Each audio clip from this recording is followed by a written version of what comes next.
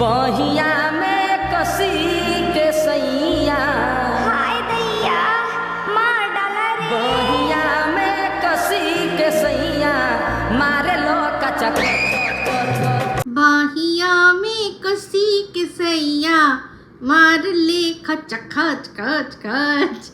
High, আমি Ipsita, welcome back to my channel. চলে এসেছি আবার একটা নতুন ভিডিও নিয়ে।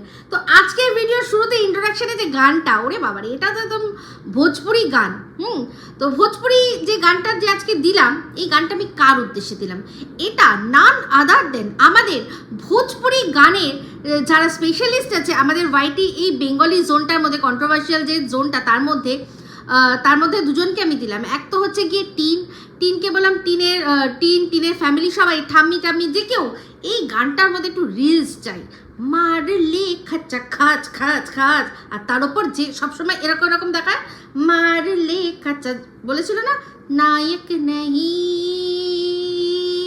খলনায়ক হুঁ মে, জুলমি বড়া দুঃখদায়ক হুঁ মে। তো তাকেই বলবো একটুখানি আমাদের নেচে দেখাতে, কারণ তারও রিলসগুলো মাই গড নিজেকে খুব রুচিশীল বলে, আর তার নাকি যারা দর্শকরা আছে তারাও ভীষণই রুচিশীল আর শিক্ষিত।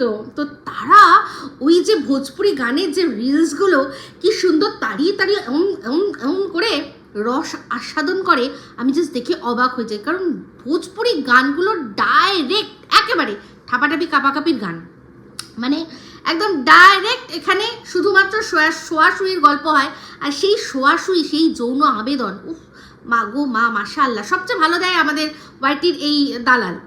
ওর মতো কেউ দিতে পারবে না। মানে ও যেভাবে মানে পুরুষদের ডাকে, সেরকম আমি কোনো মেয়েদের ডাকতে দেখি না। যারা যেসব পুরুষরা মেয়ে সাজে বা যারা আর কি নিজেদের নারী মনে করে, যাদের মধ্যে নারী সত্তা রয়েছে, তো তাদের মধ্যে যে পুরুষটা নিজেকে নারী বলে মনে করে, তারা যখন তার পুরুষটাকে, তার প্রেমিকটাকে, তার ভালোবাসার মানুষটিকে যেভাবে আকৃষ্ট করে, যৌন লালসা দেখিয়ে, এ একদম সেরকম। ওর ভিডিওগুলোর মধ্যে, ওর রিলস ভিডিওগুলোর মধ্যে আপনারা দেখবেন, শর্ট ভিডিওগুলো, রিলস না সরি, শর্ট ভিডিওগুলো দেখবেন, শুধুমাত্র এরকম হচ্ছে না, হবে না, সরি, ওখানে গিয়ে দেখে নেবেন, পুরো ওই রকম যৌন আবেদন। আর ও সাজ, ওই যে এক একটা ড্রেস পরে, ওই একটা কালো মানে শাড়ি দেখলাম, শাড়ি তো কালো ঠিক আছে, বাট তার সাথে যে ব্লাউজটা, বাবা, উনি যার বয়সের খেয়াল করে না, ও ভুলে গেছে যে 22 বছর বয়সে যখন ও প্রথম একটা পরকীয়া প্রেম করেছিল, তখন ইনকামিং চার্জেবল ছিল। তার মানে ওর কত বয়স, 45 বছরের বয়স্ক একজন মহিলা, সে কি করে এরকম ধরনের রিলস করে, এরকম ড্রেস পরে। তারপর ওই যে একটা বডি হাগিং, হানিকম করা যে একটা ড্রেস, ওরকম ড্রেস তো মানে আজকাল কোনো কলেজের মেয়েরাও ওরকম ড্রেস পরবে না, কীরকম রুচি, আমি শুধু অবাক হয়ে যাই। আর তার চেয়েও অবাক হয়ে যাই তার দর্শকদের দেখে, যারা ওখানে গিয়ে লাভ দেয়, যারা ওখানে গিয়ে ভালোবাসা দেয় ওর ওই ড্রেস দেখে, আর মুখের অঙ্গভঙ্গি, বাপরে বাপ। তো যাই হোক, এখানে হচ্ছে গিয়ে এখন কি নিয়ে ভিডিও হচ্ছে, বেশ কিছু জিনিস, বেশ কিছু কথা আপনাদের সাথে শেয়ার করব আমি, যা টুকটুক করে দেখলাম। তো আপনারা জানেন গতকাল পুরো দিন আমি কোনো কন্ট্রোভার্সিয়াল ভিডিও দিইনি, শুধু আমার ব্লগ চ্যানেলে ব্লগ দিয়েছি। কিন্তু তা বলে কি এন্টারটেনমেন্ট থেমেছিল? না, আমি আমার তরফ থেকে যতটা পেরেছি আপনাদের অন্যরকমভাবে এন্টারটেন করার চেষ্টা করেছি রিলস ভিডিওর মাধ্যমে। কারণ মানে আমার এই জোনটা, মানে আমরা যে এখানে ভিডিও করি, সেটা যদিও আমরা সমালোচনা বা কন্ট্রোভার্সি করি, কিন্তু আমাদের যখন ভিডিও আপলোড করতে হয়, সেখানে একটা ক্যাটাগরি বলে একটা জায়গা থাকে। তো সেই ক্যাটাগরিতে আমরা এন্টারটেনমেন্টটাকে আর কি সিলেক্ট করি। যেমন ব্লগিং থাকলে অনেকে ব্লগিং, যদি টেক চ্যানেল হয় তার জন্য আলাদা, এরকম যে কটা ক্যাটাগরি দেওয়া হয়েছে, তার মধ্যে আমাদের এটা এন্টারটেনমেন্টের মধ্যেই পড়বে। তো সেই জন্য এন্টারটেনমেন্ট শুধুমাত্র কোনো মানুষের সম্পর্কে মানে খুঁত ধরা বা কোনো মানুষের সমালোচনা নয়, কোনো মানুষের ভালো জিনিস তুলে ধরা, সেটাকেও এন্টারটেনমেন্ট হিসেবে নেওয়া যেতে পারে। আর নিজেরা রিলসের মাধ্যমেও আপনাদেরকে এন্টারটেন করতে পারি। তো সেই জন্য সেই দর্শকদের প্রতি সেই দায়বদ্ধতার জন্যই আমি কালকে বেশ কিছু রিলস করেছি, যেটা আপনারা ভীষণ পছন্দ করেছেন। তো আমার ব্লগ ভিডিওতে মানে একটা, আর এই সমালোচনা চ্যানেলগুলোতে দুটো কোনটায় কোনটা দিয়েছে আমার ঠিক মনে নেই, যখন যেটা র্যান্ডামলি মনে হচ্ছে দিয়েছি। তো আপনারা সবাই দেখেছেন, পছন্দ করেছেন, আমাদেরকে অ্যাপ্রিসিয়েট করেছেন, তো সেটাই খুব ভালো লাগছে। তো যাই হোক, চলে আসি এবার এই আমাদের ওয়াইটির দালাল। তো ওয়াইটির দালাল তো যখন ও মানে নিজের সম্পর্কে কোনো কথা বলে, ও ভুলেই যায় যে পিছনে ও কি বলে এসছে। তো আজকে মানে আমি যে ভিডিওটা দেখলাম, সেই ভিডিওটার মধ্যে দেখলাম ও সীমাকে বলছে যে মানে কি বলবো, সীমাকে এরকমভাবে বলছে কি বলবো, লোকের কাছ থেকে টাকা নিস, টাকা নিয়ে প্লেনে করে যখন যাস, ওই যে যে বলেছিল না যে টিন যে প্লেনে করে এসছে, তো সেটা নিয়ে প্লেনে করে বলতে গিয়ে বললো যে অবাক হয়ে যায় যে মানুষের কাছ থেকে টাকা পয়সা নিয়ে প্লেনে করে ঘুরে, এরকম প্রচুর মানুষ আছে যারা কিনা প্লেনে করে ঘোরে, নিজের যোগ্যতার বাইরে গিয়েও তারা প্লেন চড়ে। ও একদম ভুলে যাচ্ছে যে ওর ক্ষেত্রে কিন্তু সেম জিনিসটা হচ্ছে। ওর কি কোনো যোগ্যতা ছিল প্লেনে চাপার? ছিল কি না? তো ওই দর্শকদের কাছ থেকে কিউআর কোডের মাধ্যমে টাকা তুললো, তারপর থেকেই শুরু হলো ওর প্লেনে চাপা। তারপর হচ্ছে কি তার সবার আগে কি মন্দিরার দালালি করলো। মন্দিরার দালালি করে যেখানে কিনা ও নিজেকে এত সত্যবাদী, সবাইকে সত্যবাদী বলায় মানে বোঝায়, তো সেখানে গিয়ে মন্দিরার সাথে মন্দিরার আজকে যে এই যে হুল, যার এখন যাকে নিয়ে কথা বলছে তার বিয়ে হয়ে গেছে হানাতানা, সেই হুল তার সাথে আলাপ করা সত্ত্বেও আমাদের সবাইকে বলেছিল কি যে মন্দিরা ওখানে একা আছে, ওর মেয়েকে নিয়ে ও একা থাকবে, ও নাকি কোনোদিনও মিথ্যে কথা বলে না, আর কন্টেন্টের জন্য দর্শকদের কখনো ও ঠকায় না, ও ভুলে গেছে। তো সেখানে ওর যোগ্যতার বাইরে গিয়ে যখন সে মাসে ওর পেমেন্ট এসেছিল, সেই টাকা দিয়ে ও কিন্তু প্লেনে করে একা নিজে গেছে ওই দিল্লিতে, যেখানে ওর ওই ঠ্যাং ছড়ানো চিকিৎসা। দিনের পর দিন ও মানুষের কাছে হিসাব চেয়েছে, আবারও ও হিসাব চাইছে, সে প্রিয়ার ছেলেকে নিয়ে সব সময় বলে যে টাকা তোলা হলো, বিটিএম এর জন্য টাকা তোলা হলো, কিন্তু বিটিএম করানো হলো না। টাকাটা যদিও তোলা হয়েছিল আয়ুষের একটা ট্রিটমেন্টের জন্য, সেটা বিটিএম না হয়ে অন্য কিছু হলেও কিন্তু যারা টাকা দিয়েছে তাদের কোনো যায় আসে না। যারা টাকাটা দিয়েছে তারা সত্যি বাচ্চাটাকে ভালোবেসে, আর বাচ্চাটা যাতে সুস্থ থাকে তার জন্য যা যা করতে লাগে সেটার জন্যই টাকাটা কিন্তু তারা দিয়েছে। তো সেই দিনের পর দিন ও কিন্তু বাচ্চাটার চিকিৎসার জন্য যে কী হচ্ছে, কত টাকা খরচা হলো, আমাদের তুমি দেখাও, কারণ এরকম প্রচুর মানুষ আছে যারা তুমি দেখালে উপকৃত হবে। তো আমিও সেটাই সেম ওকে বলছি যে প্রচুর মানুষ এরকম উপকৃত হবে যাদের কিনা ওরই মতো যারা সেম সমস্যায় পড়েছে তারা জানতে পারবে। দুরকম, এক হচ্ছে যারা ওই ট্রিটমেন্টটা দিল্লিতে যে ট্রিটমেন্টটা হচ্ছে, যারা এতগুলো টাকা নিচ্ছে, তারা যে এতগুলো টাকা নিচ্ছে অথচ কোনো ফল হলো না, তো সেই জন্য ওর কিন্তু পুরো হিসাব দিয়ে দেখানো উচিত যে কি কি করা হয়েছে, টাকার হিসাব, আর ওখানে ওরা কত টাকা নেয়, কি জন্য, কি আশ্বাস দিয়ে তারপর টাকা নেয়, সেটা কিন্তু বলা উচিত। কারণ ওর মতো সবাই কিন্তু এই বসে খাটের ওপর বসে বক করে ইনকাম করেনি। অনেক মানুষ আছে যারা একটা বাচ্চার জন্য তাদের ঘর বাড়ি মানে গয়না গাটি সমস্ত কিছু, নিজেদের সমস্ত কিছু বাজি রাখতে রাজি আছে, যে একটা বাচ্চা যদি আমাদের জীবনে আসে, আমাদের সম্পর্ক, আমাদের সংসার সেটা পরিপূর্ণতা লাভ করবে, সেটাই তো। তো যাই হোক, সেক্ষেত্রে চিন্তা করে দেখুন, অনেক মানুষের কিন্তু এই যে কষ্টের টাকাগুলো, কষ্টের শুধু ইনকাম নয়, তাছাড়াও তাদের পুরো হয়তো জীবনের পুরো জমা পুঁজি কিন্তু তারা ওখানে লুটিয়ে আসতে পারে। তাহলে ওর এখানে উচিত না যে সবাইকে বলা, অ্যালার্ট করা, যদি হ্যাঁ ও এই চিকিৎসা করে ওর লাভ হয়েছে, তাহলে ও পুরো দেখাক যে কোন চিকিৎসা ও করেছে, তার ওর কি সুফল হয়েছে বা ও কি সুফল পায়নি, যে আশ্বাস ওকে দেওয়া হয়েছিল সেটা পায়নি, দুটোই দেখানো উচিত ওর। ও যদি সত্যি যেটাকে বলে মানে বেবির জন্য যে ট্রিটমেন্টটা, আমি এক্স্যাক্ট নামটা মানে জানি না, মানে এক্স্যাক্ট এটার কি পদ্ধতি কি বলে সেটা জানি না। একবার শুনেছিলাম কেউ একজন কমেন্টের মাধ্যমে বলেছিল যে কোনো কি একটা আয়ুর্বেদিক ওটা আমার এই মুহূর্তে মনে পড়ছে না, তো সেটার জন্য এতগুলো টাকা, তাহলে ওর উচিত না মানুষকে অ্যালার্ট করা। এতগুলো টাকা খরচা করার আগে আপনারা বুঝে নিন, হয়তো হবে না, এই দেখুন আমি এই ট্রিটমেন্টটা করেছি, এই দেখুন আমি এত টাকা খরচা করেছি, আমার কিন্তু হয়নি, তাহলে আপনারা আপনাদের জীবনের শেষ জমা পুঁজি বা নিজেদের জীবনের ধরুন পরবর্তী মানে বয়সকালের জন্য যে টাকাটা জমিয়ে রেখেছেন সেই টাকাটা এখানে বাচ্চার আশায় খরচা করে দেবেন না। এই জন্য এই অ্যালার্টটা তার করা উচিত না। যারা সত্যি এরকম চাইছে, যদি সত্যিও দেখে থাকে যে হ্যাঁ মানে ট্রিটমেন্টের আর কি ভালো হয়ে যাওয়ার রেটটা বেশি, হায়ার রেট, তো সেটাও তো ওর তুলে ধরা উচিত। তো সেখানে কোথায় করেছে, কি ট্রিটমেন্ট, কত টাকা, কোনো বিন্দু বিসর্গ কিচ্ছু বলে না, কিন্তু তার সত্ত্বেও মাঝে মাঝেই আমাদেরকে মনে করিয়ে দেয় যে ওর প্রচুর টাকা খরচা হয়ে গেছে এই চিকিৎসার পেছনে। তো ও কত টাকা মোটামুটি ইনকাম এতদিনে করেছে সেটার হিসাব কিন্তু চাইলেই সোশ্যাল ব্লেডস থেকে বার করা যায়। আর মানুষ বার করেওছে যে ও কত লক্ষ টাকা ইনকাম করেছে শুধুমাত্র ইউটিউব থেকে। ওই কিউআর কোডের কথা তো তুললামই না। তো সেই জন্য ও আরও বেশি করে মাঝে মাঝেই বলে যে আমার ওইখানে অত টাকা খরচা হয়েছে।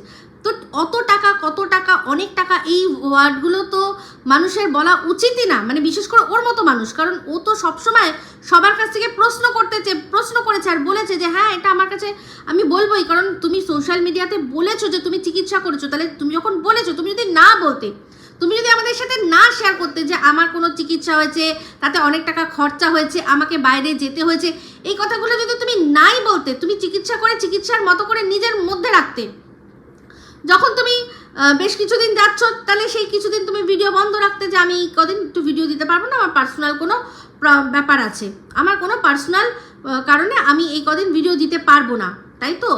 তাহলে আর লোকে জানতে পারতো না। কিন্তু তুমি যখন ঢাক ঢোল পিটিয়ে মানুষকে বলছো যে তুমি কত টাকা খরচা করেছো, মানে অনেক টাকা, তাহলে অ্যামাউন্ট দেখাও, কি ভাবে কিসের জন্য খরচা করেছো সেটা দেখাও, কোন জায়গায় করেছো সেটা দেখাও। ওখানে গেছে গিয়ে থাকা খরচা আর খাওয়া খরচা কি হচ্ছে সেটা আমরা জানতে চাই না। সেটা না জানলেও চলবে, আমরা মোটামুটি একটা আইডিয়া করে নেবো যে দিল্লির মতো শহরে ও যেখানে থেকেছে সেই রকম জায়গায়, ওই পিজির মতো জায়গায় পার ডে কত হতে পারে, সেখানে ও যা রান্না করেছে সেখানে সেইটা কত টাকা খরচা হতে পারে, যাতায়াতে একটা জায়গা থেকে একটা জায়গা অবধি কত, ওই জায়গাটা যখন ও বলবে, নামটা বলবে, তখনই ও কোথায় ছিল আর কোথায় গেছে, সেখান থেকে কিভাবে গেছে আমরা ঠিক আইডিয়া করে বার করে নেবো। কারণ দিল্লিতে প্রচুর মানুষ থাকে আমাদের পরিচিত, তো সেখানে সব বার করে নেবো। আমার শুধু বক্তব্য ও ওই সেন্টারে কত টাকা দিয়েছে, আর ওর যে ওর এইটার ট্রিটমেন্টটা মনে হয় পঞ্চকর্মা বলে, পঞ্চকর্মা আমার মনে পড়েছে। তো সেই পঞ্চকর্মা যে ট্রিটমেন্ট আছে সেটা কিসের জন্য, আর সত্যি ওটা পঞ্চকর্মা কিনা বা অন্য কি আছে, সেই সমস্ত কিছু ডিটেল আমাদেরকে ওর জানানো উচিত। যে মানুষগুলো আশা নিয়ে রয়েছে, সেই মানুষগুলো যারা আশা নিয়ে ওখানে টাকা খরচা করছে, তো সত্যি তাদের টাকা কোনো কাজে লাগবে না, জাস্ট ফ্রড হয়ে যাবে। ফ্রডই যদি আমি যে কাজের জন্য টাকা দিচ্ছি সেই ফল যদি আমার না হয়, তাহলে তো সেটা আমার টাকাটা জাস্ট রীতিমতো একটা ফ্রডই হয়ে গেল। হ্যাঁ, সেক্ষেত্রে এই ফ্রডের জন্য আমরা কোনো রকমভাবে কোনো আইনি কারবাই করব না। কারণ যারা এই ট্রিটমেন্টগুলো দেয় তারা প্রথমে আপনাকে সাইন করিয়েই নেবে যে আপনার এই ফল আপনার হতেও পারে, নাও হতে পারে। যদি না হয় তাহলে আমরা দায় থাকবো না। সেই জন্য তাদের বিরুদ্ধে আমরা সেরকমভাবে কোনো আইনি লড়াই কিন্তু লড়তে পারবো না, এটা আমার সাধারণ বুদ্ধি বলে, তাই তো? কিন্তু আমার কি উচিত, অন্য মানুষরা যারা এই সোশ্যাল মিডিয়ার মতো জায়গায় আছে, সে আজকে দেখলাম টিনকে বলছে যে তুই রোগা হবি, তুই সকালবেলা এক্সারসাইজ করিস, তুই দুপুরবেলা আইসক্রিম খাস, বিকেলবেলা চপ খাস, আরও অনেক কিছু তুই খাস, আর তারপর ঘুমিয়ে পড়িস, সকালবেলা আবার উঠে বলিস যে তুই রোগা হবি। তাহলে সেম বলছি যে তুই মা হবি, তুই তাই মায়ের মা হওয়ার জন্য তুই ট্রিটমেন্ট করেছিস, কত টাকা লেগেছে না লেগেছে সেসব কিছু না বলে, তার কি ফল না হলো সেসব কিছু না বলে, তাও তুই এখনও সেই জিনিসটা চেপে রেখে দিয়েছিস। সেটা কি করে? তো তোর মতো তোর দিকে তাকিয়ে তো অনেক লোক বসে রয়েছে যে হ্যাঁ এই যে টাকা এই যে খরচা করেছে এর কি হয়েছে। তো যদি না হয় তো সেই জায়গাগুলোতে যে ভুয়োবাজি হচ্ছে, যে ভাওতাবাজি চলছে, সেই ভাওতাবাজিগুলো আটকানোর দায়বদ্ধতা ওর নিতে হবে না? ও তো সত্যবাদী। ও বলল আজকে যে আমি কোনো ভুল দেখলে, আমি কোনো খারাপ কথা বলতে দেখলে, খারাপ জিনিস হতে দেখলে আমার জিভ আমার মুখ সব করে হড়হড় করে, ওর হড়হড় করে। তাহলে কেন এখন ও বলছে না?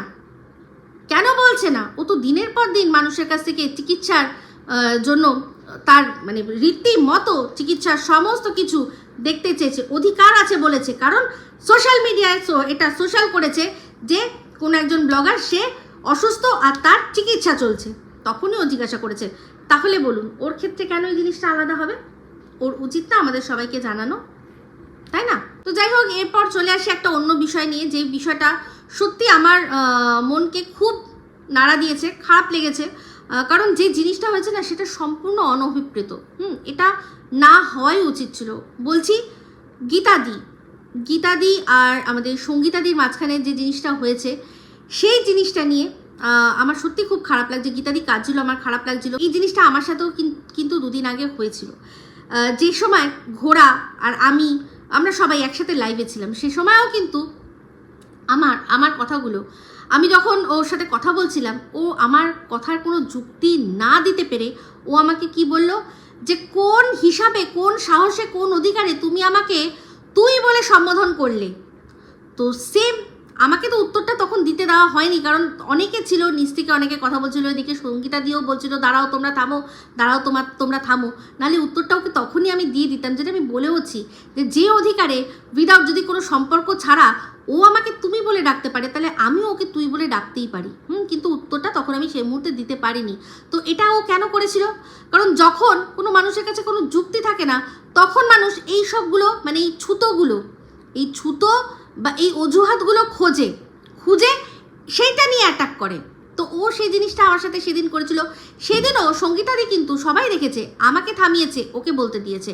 পরবর্তীকালে আমি এটা বুঝতে পেরেছি যে হয়তো উনি এটাই বলেছেন, বোঝানোর চেষ্টা করেছেন যে দেখো তোমাকে কিন্তু ফেয়ার চান্স দিলাম, তুমি যে এখানে আসলে তোমাকে ফেয়ার চান্স দিলাম, তুমি পরবর্তীকালে এটা বলতে পারবে না যে আপনার সাথে আমি তো লাইভে উঠেছিলাম, কিন্তু আপনি তো আপনার মানুষগুলোকেই কথা বলতে দিয়েছিলেন, আমাকে তো সুযোগই দেননি কোনো কথা বলার। এই জিনিসটা কিন্তু আর যেই বলুক ও বলতে পারবে না। তো সেখানে সঙ্গীতাদি আমাকেও থামিয়েছে। আমি জানি আমাদের প্রচুর দর্শকরা আছে যাদের এই জিনিসটা একেবারেই ভালো লাগেনি, আর সেম এটা গীতাদির ক্ষেত্রেও হয়েছে। তবে আমি একটাই কথা বলবো, যে যেটা হয়ে গেছে সেটা হয়ে গেছে। তবে একটা মানে সব শেষের একটাই স্টেটমেন্ট, যে নিজের সম্মান নিজের কাছে, সবাই নিজের সম্মান নিজে বাঁচিয়ে তারপর চলো। আর যখনই তুমি কোথাও যাচ্ছ, তুমি চিন্তা করে এটা নিয়ে মানে ভালো করে চিন্তা করে তবেই যাবে, যে যেখানে আমি যাচ্ছি সেখানে যদি বাই এনি চান্স এরকম কিছু হয়, তাহলে সেক্ষেত্রে আমার সম্মানের জন্য কতজন দাঁড়াবে, এটা কিন্তু চিন্তা করে দেখতেই হবে। কিছু করার নেই, আমি যখন স্পষ্ট কথা বলবো তো স্পষ্ট কথাই বলবো, কারণ স্পষ্ট কথায় কোনো কষ্ট নেই, প্রত্যেকটা মানুষ স্পষ্ট কথাই শুনতে চায়। তো সেক্ষেত্রে তুমি গেছো সীমার ঘরে তুমি গেছো, তাই তো সীমারও এখানে একটুখানি উচিত ছিল যে জিনিসটাকে একেবারে হাতের বাইরে না চলে যেতে দিয়ে সেই জিনিসটাকে কন্ট্রোল করা। বাট যেটা হয়ে গেছে সেটা হয়ে গেছে, রাত গেই বাদ গেই তোমাদের মধ্যে হয়েছে। আমি আমার প্রতিক্রিয়া যেটা আমার বলার ছিল সেটা আমি বলে দিলাম, এবার বাদ বাকিটা সম্পূর্ণ তোমাদের ব্যাপার। তবে পরবর্তীকালে সবাইকে বলছি, এটা আমি একজনকে না, সবাইকে বলছি যে সবার সম্মানটা নিজের মতো করে রাখতে শেখো।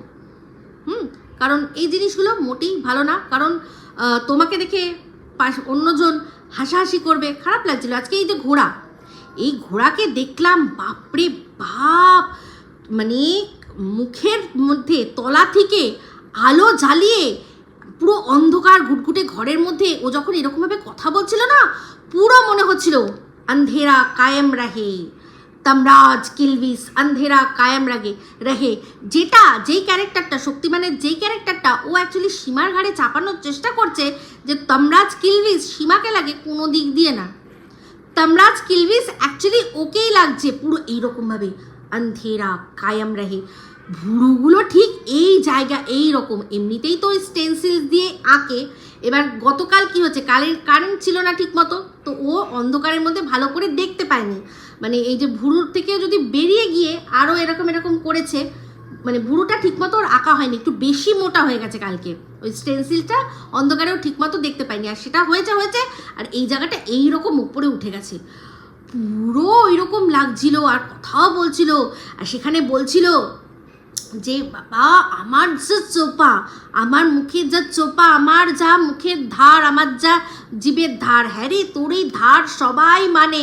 সেই জন্যই কি বলতো, একবার যদি সবাই জানে যে একবার যদি তোকে গোলাম বানিয়ে নেওয়া যায় না, তোর গলায় যদি একবার পাট্টা দেওয়া যায়, তারপর তুই আর কোনো দিক দেখিস না, তলা সাফ করে দিস, পা তলা সব চেটে সাফ করে দিবি, তখন আর তুই যুক্তি তর্কে কোথাও যাবি না।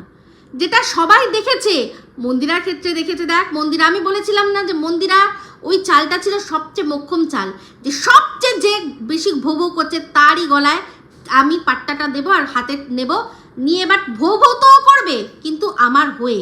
কাকে করবে? আমি যাকে যাকে বলবো তাকে তাকে। তো তুই ওরকম কুকুর হয়ে গেছিস অলরেডি, সবাই দেখেছে। তেমনি দেখ টিনও তাই করেছে। তুই বললি ওইটার থেকে আমি শিক্ষা নিয়েছি, আমি আর এটাতে ভুল করব না, বাট করলি না। কোথায় করলি? তো দিনের পর দিন এখনো করে চলেছিস। তো যাই হোক, আজকে খুব ভাল লাগলো। যেই কথাটা আমি অনুমান ভিত্তিকে বলেছিলাম, যেহেতু দেখিনি বা জানি না, তাই জন্য আমি শিওরলি বলতে পারিনি যে এই যে টিনের ভিডিও না দেওয়ার আসল কারণটা। ও কিন্তু আস্তে করে বলেই দিল যে একটু জল মেশানো দরকার ছিল নাকি। হ্যাঁ, জল মেশানো একটু ভালোই হয়, একটু জল মেশানোর দরকার। তো আমি বলেছিলাম না যে এই যে রেমাল আসার জন্য লোকে আরও অনেক রকমের মাল সাজিয়ে বসিয়েছিল, তো ওই মালের মধ্যে একটু জল না দিলে কিন্তু আবার হয় না। ঠিক আছে, আমার কথাটা মিলে গেল। তো ও কিন্তু পরোক্ষভাবে সুন্দরভাবে আমাদেরকে বুঝিয়ে দিল যে একটু বেশি মালামালি হয়ে গেছে বলে, একটু বেশি মালামালি হয়ে গেছে বলেই এই ভিডিওটা দিতে পারেনি, আমাদের ভিডিওটা দিতে পারেনি। তো ব্যাস আমি আন্দাজ করেছিলাম, আর এই ছিমাল রিমালের আসল রহস্য তুলে ধরলো, তাই আমরা বুঝতে পারলাম একটু জল, মানে একটু কি কম জল হয়েছিল নাকি রে, নাকি? বুঝতে পেরেছি। আমি তো আগেই আন্দাজ করেছিলাম, সেই জন্যই তো বলেছি যে আগের ভিডিওটাতে যেই যে এসছিল না কেউ এসছিল, আর এই যে সারা কলকাতা সাজিয়ে গুছিয়ে বসেছিল, ম্যাচ দেখো আর মাল পিয়েঙ্গে হাম তো মাল পিয়েঙ্গে। তো এটাই দেখলেন, পুরো পরিষ্কার বলে দিল কিন্তু। তো যাই হোক, যেটা বলছিলাম, তো তামরাজ কিলভিস অ্যাকচুয়ালি তো ওই যে বলছিল না যে দিদি, আপনাকে তো আমি এত দিদি বলে ডাকি, তাও তো আপনি আমাকে ভালোবাসেন না। কে বলেছে রে তোকে ভীষণ ভালোবাসে সঙ্গীতা দি? আজকেও তো দেখলাম, আজকে না যেদিন ওই ভিডিওটা দেখছিলাম, হ্যাঁ আজকেই দেখেছি আমি, তো সেখানে দেখছিলাম সঙ্গীতা দি বলছিল যে ও খুব ভালো গান গায়, তোর গানের কিন্তু হেব্বি প্রশংসা করে ভীষণ, মানে গান তো তুই খুব ভালো গাস, একটু সঙ্গীতা দির সুরে তোকে গাইতে হবে, একটু মিলে সুর মেরা তুমহারা। তো বুঝতে পেরেছিস, তোকে কিন্তু খুব ভালোবাসে, ভীষণ ভালোবাসে।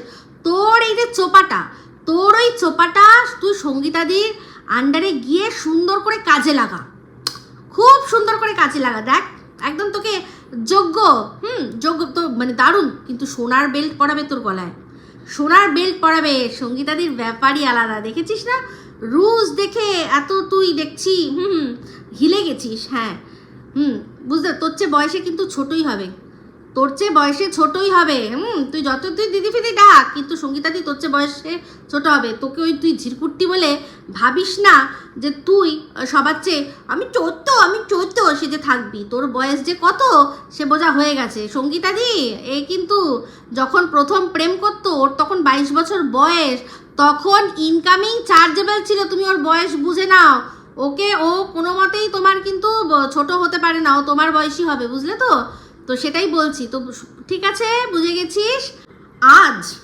আজ তোর হঠাৎ মনে হচ্ছে যে শ্বশুর বাড়িতে যদি খাওয়ার কষ্ট সম্পর্কে ও এত কিছু বলে থাকে, তাহলে আজ এটা কি হচ্ছে?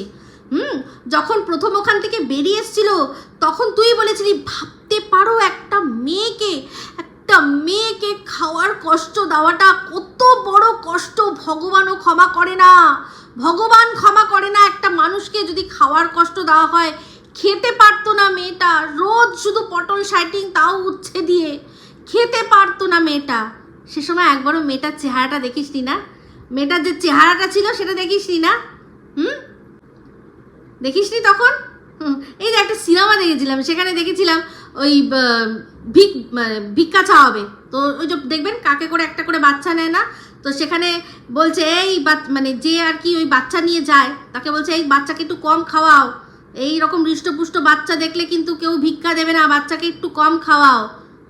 তো তেমনি ওর চেহারা দেখে বুঝতে পারছিস না যে ওর কতটা কম খেলে তবে গিয়ে, কতটা কম খেলে পরে মানুষ হারবাল খেয়ে রোগা হয় শ্বশুর বাড়িতে আর বাপের বাড়িতে।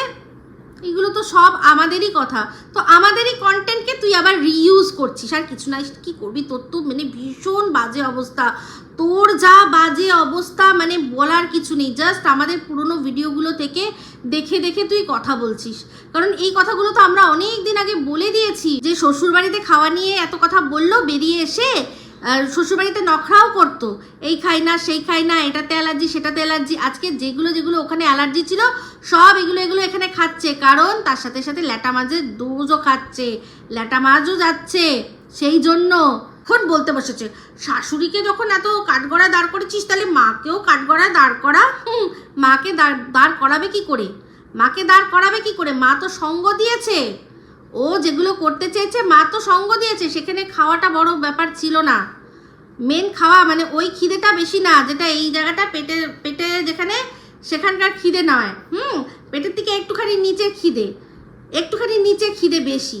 বুঝতে পেরেছিস? তো সেটার জন্য তো সাথ দিয়েছে মা, সেই মাকে এখন কি করে বলবে যে আমার কথা ভেবে কিছু রান্না করো না? পারবে বলতে? পারবে না।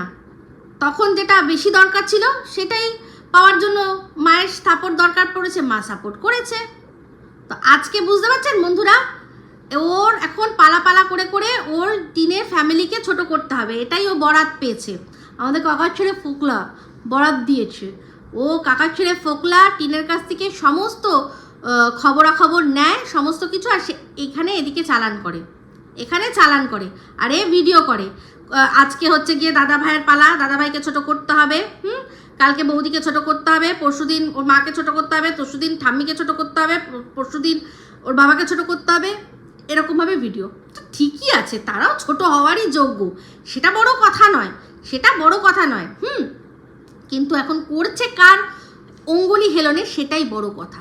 মানে এখন এই ঘোড়ার লাগামটা রয়েছে ঘোড়া না কি আছে না, রসের ঘোড়া, সেই রসের ঘোড়ার কাছেই এখন রাসটা রয়েছে। সে এখন রাস টেনে যা বলছে সেটাই বলছে, বুঝতে পারছেন? আর এই ঘোড়া নাশের সাথে যদি কোনো সম্পর্ক না থাকতো না, সে সবার আগে একে একেবারে শেষ করে দিত, সমস্ত দেখিয়ে দিত, বুঝতে পেরেছেন? যাই হোক, চলে আসি এবার ভিডিওর মধ্যে। খুব ইন্টারেস্টিং একটা বিষয়, সেটা হচ্ছে এই যে একটা সাম্প্রদায়িক দাঙ্গা লাগানোর চেষ্টা করছে এই আমাদের ওয়াইটির দালাল, সেটার বিরুদ্ধে যদি স্টেপ নেওয়া হয়, ও বুঝতে পারছে না কি হবে। এই যে একটা ছোট্ট ওয়ার্ড পোর খাওয়াটাকে বোরখা পরা বানিয়ে ও যে অপপ্রচার চালিয়ে একটা দাঙ্গা লাগানোর চেষ্টা করছে। এই যে এখন ভোটের পরিস্থিতিতে, ভোটের সময় এমনিতেই জানেন যে সাম্প্রদায়িক সম্প্রীতি আরও বেশি করে বজায় রাখার কথা বলে, কারণ ভোটের জন্য ভোট ব্যাংক, লঘু সম্প্রদায়ের যারা সংখ্যালঘু আছে তাদেরকে ভোট ব্যাংক হিসাবে গণ্য করা হয়, এই ধরনের ওয়ার্ড আমরা কিন্তু অনেক সময় শুনি। তো সেই রকম একটা আবহের মধ্যে হঠাৎ করে পোর খাওয়া মহিলাকে যদি বোরখা পরা মহিলা বলে এই ঘোড়া, এই দালাল অপপ্রচার চালিয়ে ঝামেলা লাগানোর চেষ্টা করে, এটা কিন্তু একেবারেই উচিত না, মেনে নেওয়ার যোগ্য না। যে ও বুঝতে পারছে না যে শুধুমাত্র নিজের ভিউজের জন্য, ভিউজ কামানোর জন্য হঠাৎ করে এরকম একটা ওয়ার্ড, একটা কথা, এরকম একটা দাঙ্গা লেগে যেতে পারে, সেরকম একটা জিনিস ছড়িয়ে দিচ্ছে ও ভিডিওর মাধ্যমে। ও যে কি ভুল করছে ও বুঝতে পারছে না। এই দালাল, ওর ইন্টেনশন, ও ভাবছে যে সীমা বোরখা নিয়ে একটা কথা বলেছে, বাজে কথা, খুব অপমানজনক কথা, যেটা কিনা সংখ্যালঘু সম্প্রদায়ের জন্য, তাদের জন্য সীমা কোনো এমন নোংরা কথা বলেছে যাতে তাদের ধর্মীয় ভাবাবেগে আঘাত পড়ে। তার মানে সীমার ওপর যাতে কোনো রকম কোনো মানে স্টেপ নেওয়া হয়, সীমার ওপর যেন কোনো রকম কোনো ঝামেলা অশান্তি, সবাই বাড়িতে চড়াও হয়ে গিয়ে ঝামেলা করুক বা ওর নামে কোনো কেস হোক, কিন্তু এটা চাইছে। কিন্তু অ্যাকচুয়ালি সেটা তো নাও হতে পারে, ব্যাপারটা তো অন্য জিনিস হতে পারে। আপনার বাড়ির পাশে, আপনি একজন হিন্দু মানুষ, আপনার বাড়ির পাশে যদি কোনো সংখ্যালঘু সম্প্রদায় আছে, সে এই যে এই দালালের ভিডিওটা দেখে সে হয়তো বুঝলোই না যে আদৌ সীমা বলেছেটা কি। সে কি করলো, আপনার বাড়িতে চড়াও হলো, এসে বলল যে তোমাদের একজন হিন্দু সে আমাদের বোরখাকে অপমান করেছে বলে আপনার সাথে অশান্তি করলো, ঝামেলা করলো, ভাঙচুর, যেটা হয় আর কি, কমিউনাল রাইট যেরকমভাবে লাগে। তো ও তো এরকম দাঙ্গা বাঁধানোর চেষ্টা করছে এই ভোটের সময়। এই জিনিসটা তো কোনো রকমভাবে মেনে নেওয়ার যোগ্য না। তো যাই হোক, এই বিষয়টা নিয়ে অবশ্যই সবার চোখ থাকছে, সবাই চোখ রাখছে, ঠিক আছে। তো আমি এই ভিডিওটাতে এইটুকুই বললাম। তো যারা এই জিনিসটা নিয়ে রয়েছে তারা আশা করি এই জিনিসটাকে খুব সিরিয়াসলি চিন্তা করবেন, কারণ এরকমভাবে শুধুমাত্র ভিউজের জন্য একটা মানুষ যা খুশি যেটা খুশি বলবে করবে, এটা কিন্তু কোনো রকমভাবে মেনে নেওয়া উচিত নয়। আর এটার মধ্যে 100% ওর বাড়ির লোকরা জড়িত রয়েছে। আমি এখন বিশেষ কিছু বলবো না, আগেই বলেছি যে ভোট এই আবহে অনেক কিছু কিন্তু অন্যরকমভাবে রূপ নেয়। তাই জন্য ভোটটা জাস্ট শেষ হবে, ভোটের গণনাটা শেষ হবে, তারপর জাস্ট দেখবেন। জাস্ট এইটুকু বললাম, আর কিচ্ছু বললাম না। আমার ওপর ভরসা যদি রাখতে পারেন তাহলে ভরসা রাখবেন, ঠিক আছে।